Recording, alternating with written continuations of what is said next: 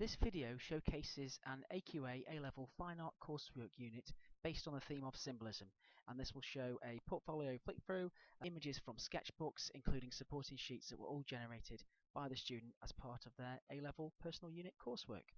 This was an absolutely cracking unit of work. There's loads of examples of different disciplines, medias and materials on there, everything from installation work, large-scale A1 pieces that were done in a variety of media, drawings, as well as then later on a sketchbook which is A3 in size. On the screen right now what you can see is an image of the installation that was made by a student that was comprised of lots of different pieces that were all relevant to their investigation. Just appearing on the screen now is a little sort of like walk around the installation that the student did as part of their A-level work, and it shows a mixture of embroidered pieces and PVA hangings that were all influenced by the artist that were part of the student's investigation. And this little bit here on the bottom right hand side is an A1 portfolio flick through that is just showing all of the different sort of representations of photographs from across the student's work to each of the larger scale pieces that she put into her final coursework submission.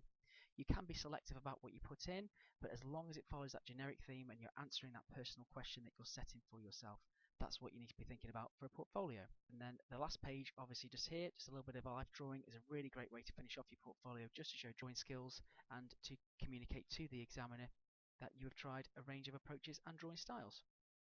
On the right hand side, this is a written explanation of what the student did, just in terms of their theme, which was all related to a mixture of symbolism from tattoos to feminist themes and the female form and how that was perceived and conceptualized through the symbology of tattoos, if that makes much sense. If not, have a little stop of the video and have a little read of the explainer. Hopefully that will do a better job of explaining it. In the remainder of this little flip through here, you've just got one key sheet, which was what the student presented to the examiner, that showed a mixture of photography outcomes and photographic images that supported her coursework as well.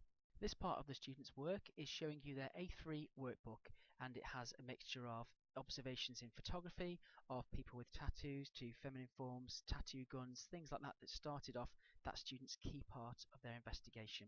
It also starts to then develop on by looking at compositions, mixing all of the different types of images together, as well as showing history and context with symbols of tattoos and body art.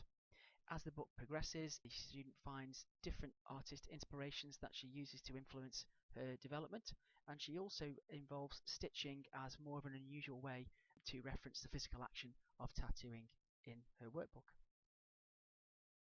Underneath this little section here, you can see that she's recorded handmade stitched as well as she's stitched into photographs, and she's used a mixture of materials to follow lines that could be represented through stitch as well as linear compositions.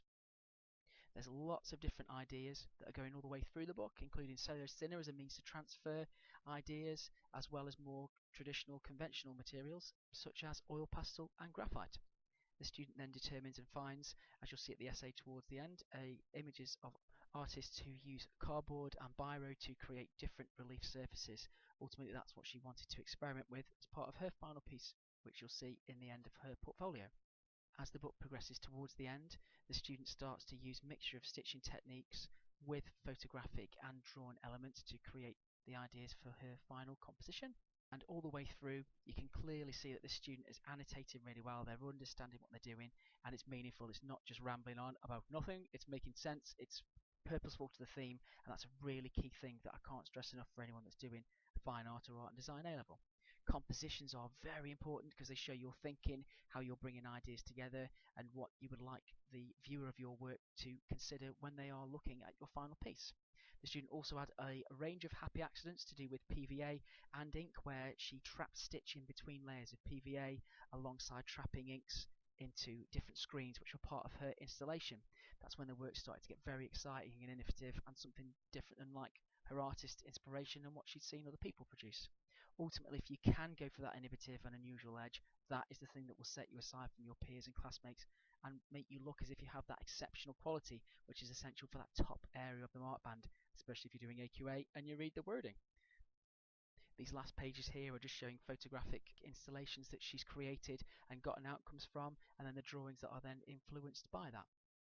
The last double page shows how she's used stitch, embroidery wheels and canvas tops to then mix together paper images, stitched creations that she's made on Photoshop as well as in real life as well.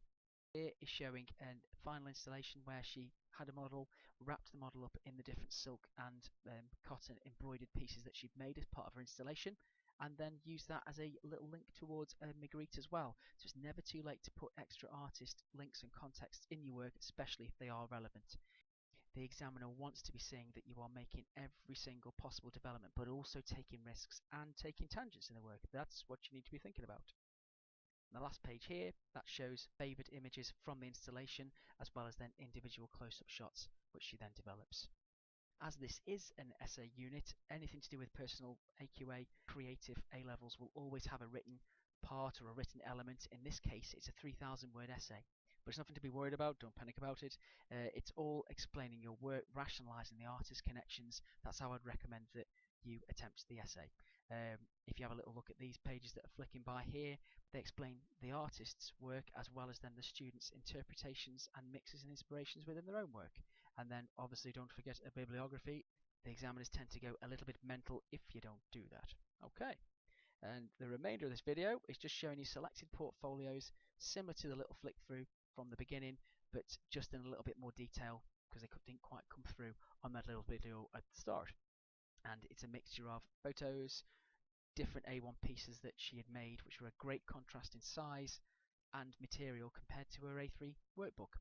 So she had a mixture of 3D, she had a mixture of A3, flat, as well as then A1 portfolio prints that were showing off all the best elements of her work.